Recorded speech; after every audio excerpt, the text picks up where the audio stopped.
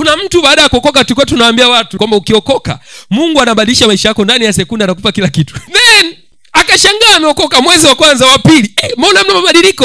Mbona mambo hayabadiliki? Mwani kwamba mambo yalibadilika toka muda aliyookoka.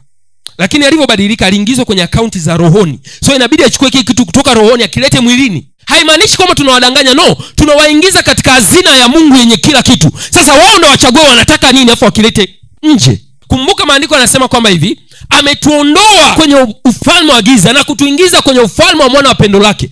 Ina maisha ametutoa kutoka kwenye hazina moja akatuingiza kwenye hazina nyingine. Ametutoa kwenye giza akatuingiza kwenye nuru. So mtu kishaambia kwamba Yesu anaweza akakupa kila kitu baada ya kuokoka, maana yake ni kwamba Mungu anakutoa kwenye giza na kuweka kwenye nuru ambayo unaweza kuona unachokitaka. Mtu anaweza akawa na maono lakini ajue anapoelekea ni wapi. Lakini akishaokoka Mungu anamuonyesha njia ya kwake ni wapi. Kwa sababu gani? Yeye ndio njia ya kweli na uzima. Na ninakuombea katika jina la Yesu Kristo, yeye ambaye ni njia ajidhihirishe kwenye maisha yako. Yeye ambaye ni njia ajidhihirishe kwenye maisha yako. Yeye ambaye ni daktari akuponye magonjwa yako, akupe afya njema katika jina la Yesu Kristo.